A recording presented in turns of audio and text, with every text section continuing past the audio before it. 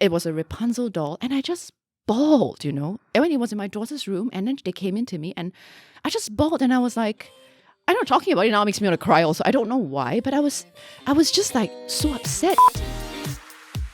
Hi, it's Jean Danker, and welcome to the Are You OK podcast. Today we've got the incredible actress, director, entrepreneur. She's a mom. She's a wife. She's basically Superwoman. It's Joanne Peh. Hi. I didn't know I have so many slashes to my name. You are multi-hyphenate, my dear. Oh dear. You really are.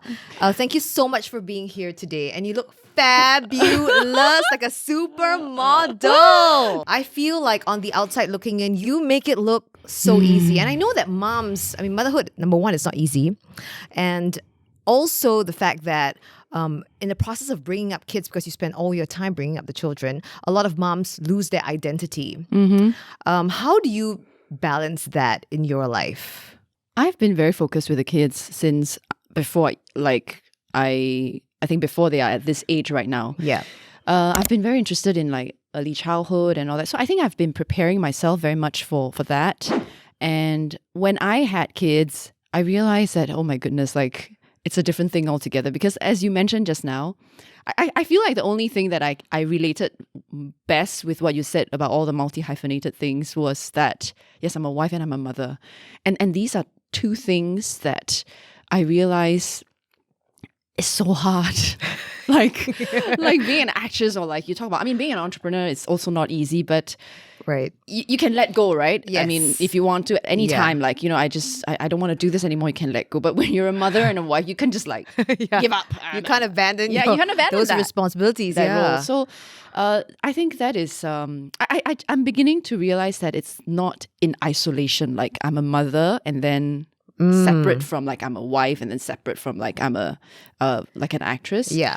Somehow it's just all together. And some days I find that it's so much easier just looking after the children. Some days I really just want to like tear my hair out and I just like, can I just have my me time? So if you ask me, I think there are a lot of challenges that also doesn't necessarily come with the fact that, oh, I'm a mother or not. I think everyone has challenges. Yeah. And until you reach that stage, you kind of don't really know what to expect. Right. And I'm learning as I go along. And with my children now growing up, there are a whole new set of problems that I never imagined. When I wanted to become a mother back then, I think it only stopped at, like that baby. And I romanticize that idea, right? I think every mother or every woman does about motherhood, right? You romanticize that part of it. Yeah, which I just, I romanticize that part of like cradling this little newborn and then like nursing him or her and just that stage. And it never occurred to me that, hey, this baby is going to grow up. And then as they grow up and at every different stage, there's going to be a whole new set of problems that you have to always sort of keep up with. I don't know how moms do it. I feel like every single mom out there is a super mom and a superwoman.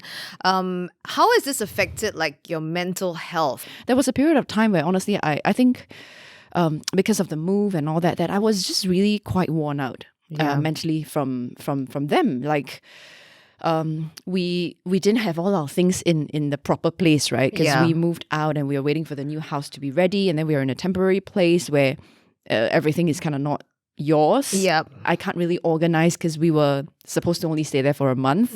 So you kind of just brought enough things to occupy them for a month. Yeah. And they're sort of all over the place. So I get very affected when things are cluttered and when you... Of course. When visually you don't have like a organized and clean area. Like everything's just all over the place. And at the same time, because I'm someone who enjoys learning, I'm curious about a lot of things, and I need that me time, and I need to like self-nourish in that sense. Yeah. And I didn't have the space or the time to do it. Yep. But more, I would say the space, the mental space as well. So there's no proper designation of an area to do the things that we would use to do. And then there's this pressure, right, of keeping it all together and to be positive, and if I'm like feeling so down about it, like my kids will be affected and my work will be affected. I was also, I went through this, so I say I went through like this roller coaster where basically I was like down and I was just like feeling upset and troubled and distressed. Yeah. And then there's like trying to figure myself out. Like how can I make this work? Somehow I think I always figure a way out, either through something I heard on radio or I heard on podcast or I read from a book. Yeah. And it always gives me some sort of perspective and clarity. I'm more focused on what I have right now. Yeah. And what has happened to bring me to this point. So I could sort of learn to be more grateful about the fact that, okay, look, we have time together. Yes, this space is not ideal, but we can make it work. And I think that there's a certain fire in me that I kind of want to make things work as well. I want to figure it out. Yeah. And so after a while, it became a habit. So I said, what is missing right now, right? So I'm feeling frazzled. I'm feeling disorganized. Okay, so how can I organize? Yeah. Like I try to list down the problems and then I find a solution. So sometimes things appear or feel a lot bigger than they actually are. So when you kind of like list it down, it's like, hey, actually it's not that bad. It's not that terrible. Yeah. And actually I have a solution for this and I have a solution for this. Yeah. But when you kind of like just have it all in your brain and you just think about it, it gets bigger and bigger and bigger. Then let's plan again. And then the other thing also that I read recently and learned is about how we think that we want to have this ideal situation happen to us before we can do something, right? A lot of we postpone our happiness, basically, right? Yeah. We say, I must make enough money before I get married, for example. Yes. What is enough money? It never comes, right? Yep. And then, if I get this, then I'll be happy, right? Yeah. Oh, if my new house comes, then I will be more at peace with myself. But the reality is life is going to be chaotic all the time. Yeah. We forget that all the time. Yes, life is going to be chaotic all the time. It's not. Life is not going to be this, nice, spacious, zen, and, like a holiday all the time. It's an illusion. Yeah, so we have to learn to, be mindful and to be able to find that peace in the chaos. Yes. And if we can find the peace in the chaos and when there's real peace, right, you would, I don't know, be in nirvana or something. Well, I think all of us are working towards that, right? All of us want to find some peace in this chaos, and especially chaotic world in the last 2 years, particularly. I tried meditating last year, right? And during circuit breaker, I was doing a lot of that. So I felt good, but I didn't realize this was from meditation. Okay. Then this year, because so many things happened and I stopped meditating. And that was when I started to realize this thing, right, that's been going on with me emotionally. I seem to not able to get so calm and I get upset about things and all that. And then recently I decided to meditate. You see, the thing what I did was I put it off, right? I gave myself excuses. I said, I have no space in the house, right? Like I can't do it undisturbed. Like and I give all these reasons like why I cannot do it. Right. And I got so many things to do, I gotta, like chase the contractors, this and that. And I created all these excuses for myself. And then when I was feeling down and out, I did tell myself that, hey, if anything, I should be meditating more now because there's so much going on in my life. Even at home, the dynamics. Yeah. It has been very much strained because everybody's in everybody's way. And so I told myself, like, this cannot go on, right? Like, because if it does, then your relationships are damaged before you even move in. Then what's the point? Yeah. And so I just decided to do something different about my life, and that is to meditate again. Okay. And I can tell you I forgot how to do it. Like, I was going to ask, how do you do it? I've tried and I can't shut out the thoughts in my head. I can't do it. I don't know how to do it. I have a clock thing that it doesn't go to sleep. Okay. Like on the phone. Yeah. And then I give myself about 15 minutes when I wake up to sort of meditate like in that sense. Okay. And I close my eyes and I start with my breath. Mm-hmm. So I start focusing on my breath. And then after that, I go into a sort of like visualization of a sensation. Okay. So of a sensation that I want, like a warmth, like I'm being hugged by, it could be sunlight, it could be like, really like now. warm spring water. Warm spring Like water. going from the top of your head down, and then you feel Oh, like every wow. part, like, it's like washing over your eyelids, your nose, your ears. And of course, as you're visualizing, oh damn, I got this thing that I need to do. Yes. Right? And then it happens. And then I got this thing I got to do. Oh yeah, I forgot that I actually didn't did it. And then it's just, Yes. and I'm supposed to be bathing in this beautiful spring water, right? cascading water. But then you're thinking about, oh, this is thing that I need to do. Or you hear like some sound outside, and then you're like, okay, are the children fighting? Are they this and that? Like, do I need to go? While you're supposed to be bathing in this spring water. But then what I've learned is I've also learned to be kind to myself. Okay. Right? It's okay. Yeah. Come on, our mind. So our mind is going there. Our mind is going there. Okay. And then I realize that I'm doing that. Yeah. And I say, okay, come back to the shower. Like you just sort of like bring yourself gently back, come back to the shower. Where was I again? Oh, I was, the shower was in my ears, and then you continue, I that's see. kind of how I do it. Okay. And then once I'm done with that, and I go into like just a simple sort of sound, a Okay. sound that I would focus on. For me, it's the om sound. Yeah. So it's the om sound. So I just kind of just focus on the sound. Yeah. And I just do and all I do is like I just focus on the sound. No matter like when the mind travels, I come back to it. Oh, actually, I forgot. Before I go into the om sound, what I do is I sort of just let my mind go.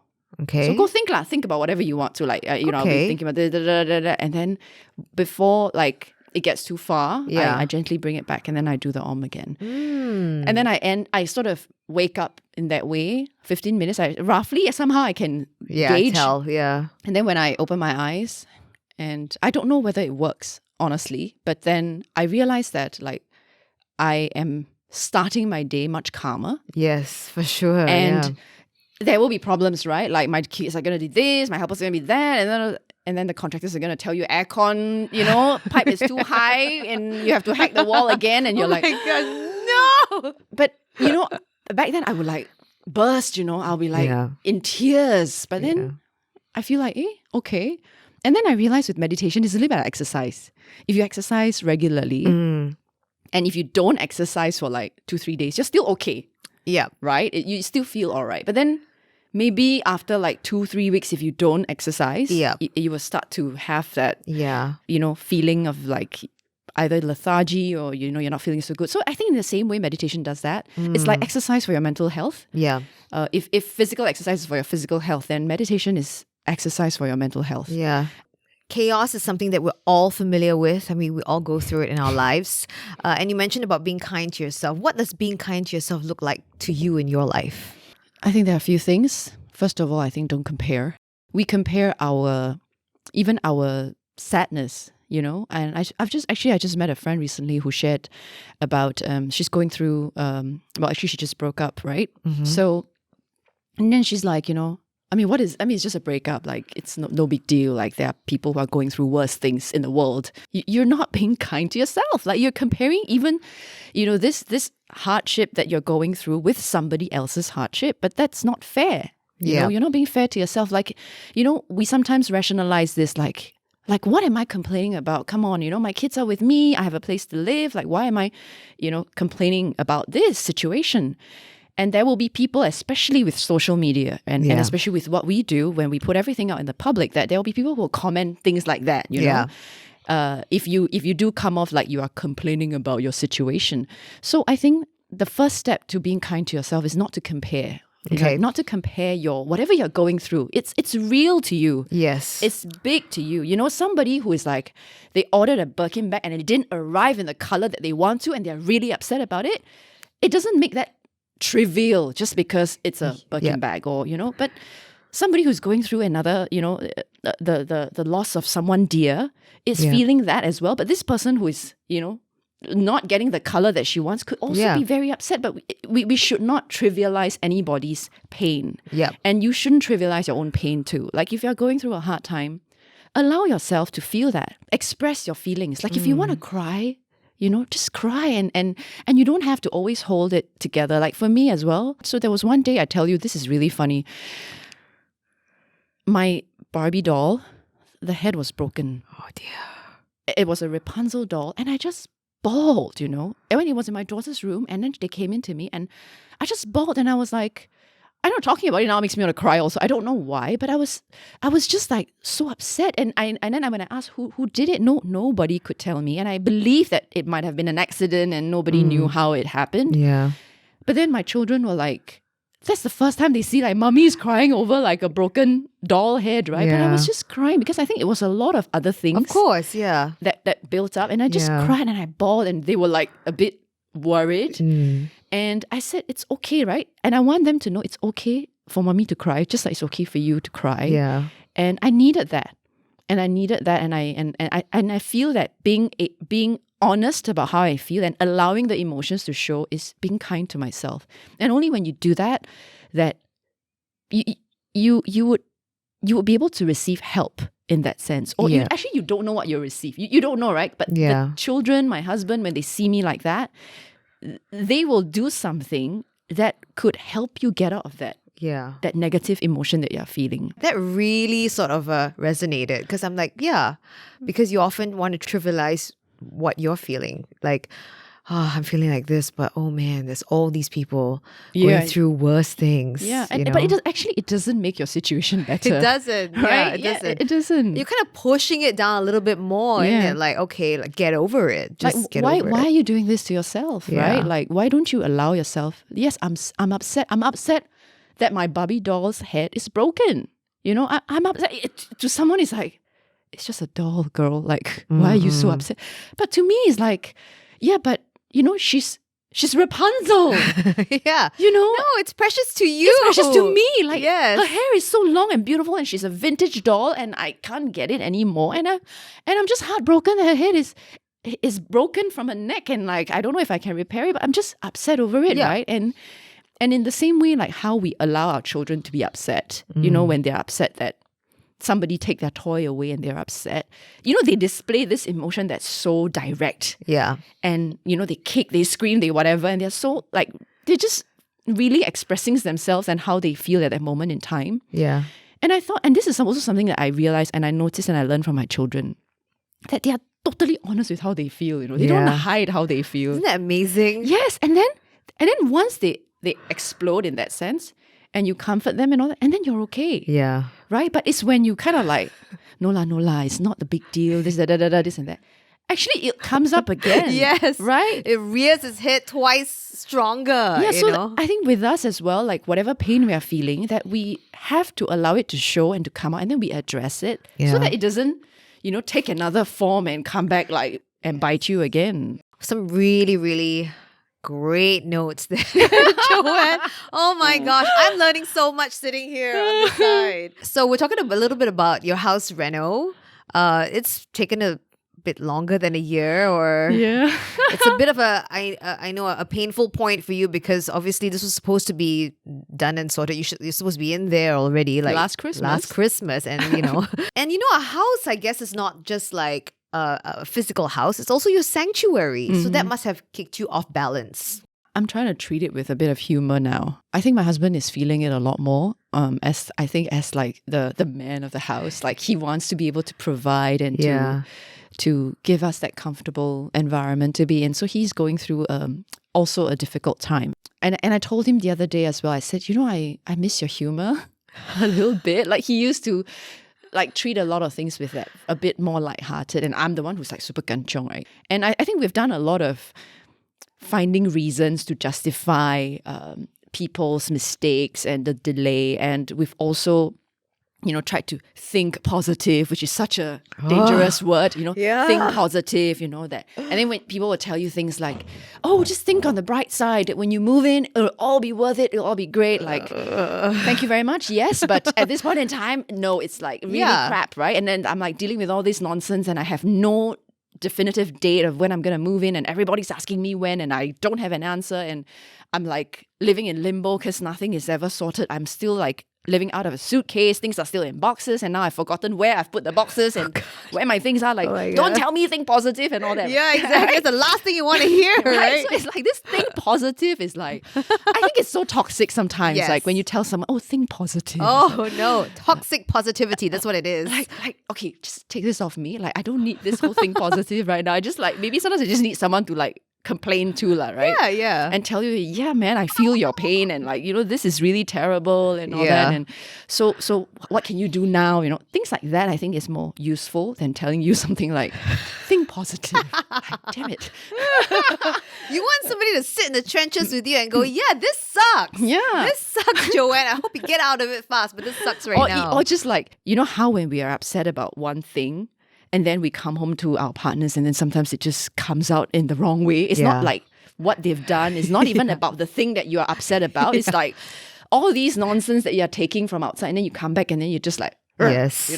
And then it's affecting the relationships at home. And it's affecting how we speak to one another and how we are with one another. And I think that's not going to work. So then I tried to be a bit more lighthearted, like, I would joke a little bit more, and then, and then sometimes when, let's say, he talks to me in a way that maybe I don't really like it, then, of course I would react sometimes, but then sometimes I would go like, maybe I should just like be a bit more chill about it. Okay. And then I'll be like, and then you realize that, okay, so you kind of make it a bit lighthearted. And I think peeling off all the layers as well. Like, I look at my daughter the other day, and I thought that was a very important lesson for me, and just reflection, being honest about how you're feeling, and understanding where this emotion is coming from. Like, if I'm angry, I'm feeling so angry now, or I have this, maybe you don't even know it's anger. You just feel something is not right. And then being able to identify the fact that that's anger, or that's jealousy, or that's whatever it is. Yeah. And then understanding where this is coming from, it's already half the battle won. It's when you don't acknowledge this negative feeling that you have, that's when you can't find a solution for it. And I realize every time when you have a negative emotion and you look at it in the eye and you say, yes, I'm feeling, jealous, I'm feeling angry, I'm feeling disappointed. When you actually look at it in the eye and say that, it actually makes it smaller instead of making it bigger. So there was one day, my daughter was upset about what my son did to her. And then she was just this and that. And then I said, so what can Titi do to make you feel better? Say sorry. And I'm like, okay. And then, so Titi said, sorry, Cheche, And then she's like, I said, is that okay? Good enough for you? She's like, next time, don't do it again. Then, like, ask him to say it. So my son also said, like, okay, next time I won't do it, right? Yeah. And in the back of my mind, I'm like, of course he's going to do it again. And of course he's going to do it again because he's done it before and he's doing it again. But then she's okay after that. Right? Okay. And in my mind, I'm thinking, hey, why can't we be more like that? Because we don't, right? Like, you're always late. And then I'm like, okay, it's okay. I like, I'm sorry, always late. I'm sorry. Okay. And then in the back of my mind, you're like, you're going to be late again and you're still pissed off. Yeah. And then the next time when the person's like, you're pissed off. And then you just like hold on to this pissed off feeling for a long time. And then you don't let it go. And I'm looking at her and I'm like, hey, is there something we can learn from the children? Like, why is it that she doesn't hold on to that grudge, even though knowing that, like in my adult mind, I'm already going like, he's going to do it again, right? But that's not in her mind. And that's why she could let it go. What has happened to us from that point to now that has made us, hold on to so many grudges. Like how come sometimes I'm like angry with my husband for a long time? Like even though he's already said sorry, but I'm still angry. But why do I hold on to this feeling? And I realized that maybe we have to start peeling off our own layers, right? Not to become a child again, because we will never become a child again. Yeah. But to return to that state of just taking things as it is, right? Like if this person is sorry now, okay, accept it as for what it is now, instead of like, oh, this person is going to do it again. Yeah. And like start to add a lot of other things to it that doesn't help the situation, in fact, right? Correct. I think it's that fear of being hurt, that fear of being disappointed, that has caused us to raise our guard up and to hold on to a lot of feelings that is actually not good for us and not good for the other person. So this is a little gratefulness tree. So we have some other things here, like some little decoration. Yeah, some little tags. Okay, and string, so you can write down like the stuff that you're grateful for in your life. Sometimes we forget about being grateful for the things that we have in our lives and all that. Being grateful is also about throwing this gratitude to someone or something specific. When you express that, I think both sides really benefit from that, isn't it? You're right. Yeah. So I randomly one night I texted someone and I said, hey, how are you doing? I'm just wondering about you and the fact that the year is coming to an end. And I know his job is pretty much there's no leave, no such thing as leave, right? And of course the response was like, you're very weird, Joanne. Like, what? You're texting me like at 1 a.m. at night. Like, I would have loved that text. I would have gone like, oh, she thought about me. That's nice. So I think sometimes when we do it, like sometimes we do it and you may not get the response that you want. Yeah. Right? You go and tell someone, oh, thank you very much for this, and then that person, okay, or like Yeah, smiley yeah. face. And then you may not get it, but I think it doesn't matter, right? It doesn't matter what response you get. I mean, already when you put it out there that you feel good. Even writing that text. Yeah. In the process of writing it, you feel good. How are we gonna do our tree? So I'm gonna write a message maybe to like a gratitude message or just instead. Yeah, do that. Yeah, right. I think we should do that. I think we should do that, and then like so this tree will be full of positive energy.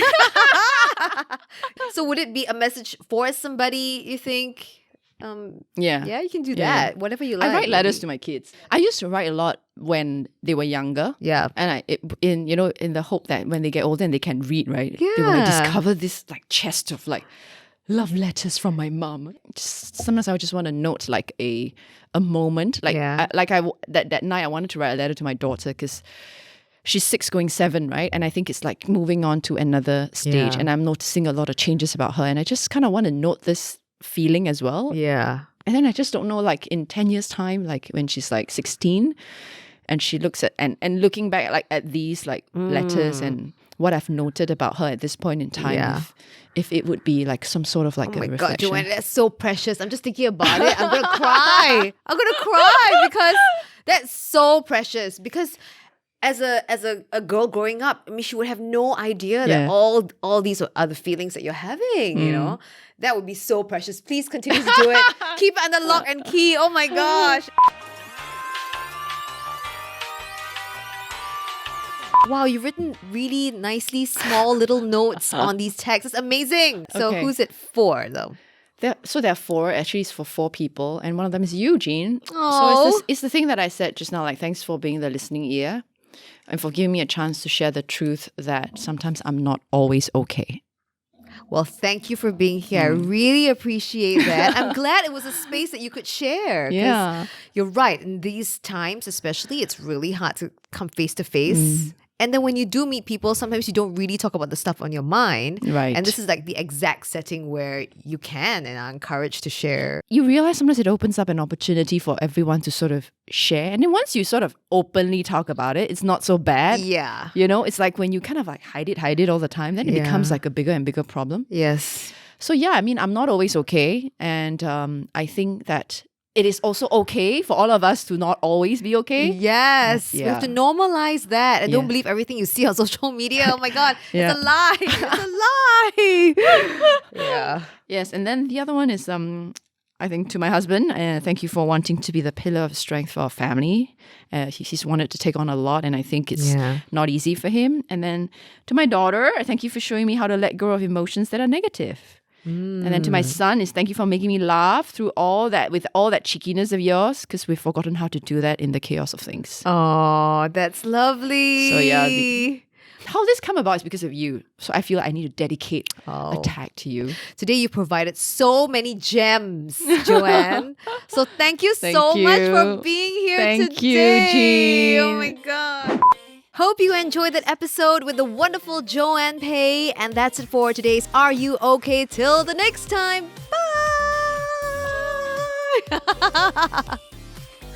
Bye.